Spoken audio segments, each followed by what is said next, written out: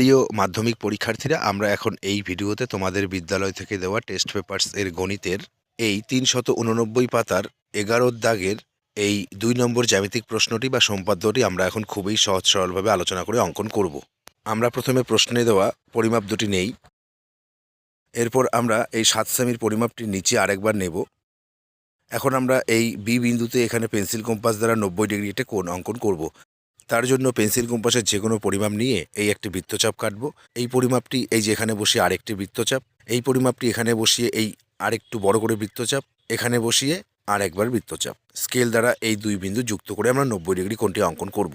এখন আমরা pencil compass দ্বারা প্রথমে এই ৪ সেমির পরিমাপটি নেব, নিয়ে বি বিন্দুতে বসিয়ে উপরে বৃত্তচাপ, সি বিন্দুতে বসিয়ে উপরে বৃত্তচাপ।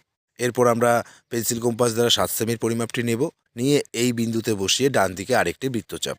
এখন আমরা স্কেল দ্বারা প্রথমে সিডি যুক্ত করব, এরপর এডি যুক্ত করব, করে আমরা এবিসিডি আয়তক্ষেত্রটি অঙ্কন করব। এখন আমরা এই এডি বাহুটিকে এদিকে ডান দিকে বাড়িয়ে দেব। এরপর পেন্সিল কম্পাস দ্বারা সি আর ডি দৈর্ঘ্যের পরিমাপ নিয়ে ডি বিন্দুতে বসিয়ে ডান দিকে একটি বৃত্তচাপ কাটব। এখন আমরা এই এ আর ই সরল রেখাংশটিকে এখানে সমদ্বিখণ্ডিত করব। তার জন্য অর্ধেকের বেশির পরিমাপ নেব আইডিয়া করে, নিয়ে উপরে একটি বৃত্তচাপ কাটব এবং নিচে একটি বৃত্তচাপ কাটব। এই পরিমাপটি এ বিন্দুতে বসিয়ে উপরে ও নিচে আরেকটি করে বৃত্তচাপ কাটব। স্কেল দ্বারা যুক্ত করে আমরা এ ই সরল রেখাংশের সমদ্বিখণ্ডকটি অঙ্কন করব।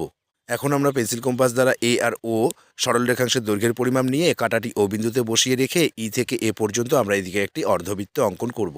এরপর আমরা স্কেল দ্বারা সিডি বাহুটিকে অর্ধবৃত্ত পর্যন্ত বাড়িয়ে দেব। এখন আমরা পেন্সিল কম্পাস দ্বারা এই ডি আর এফ দৈর্ঘ্যের পরিমাপ নেব, নিয়ে কাঁটাটি ডি বিন্দুতে বসিয়ে রেখে ডান দিকে একটি বৃত্তচাপ কাটব।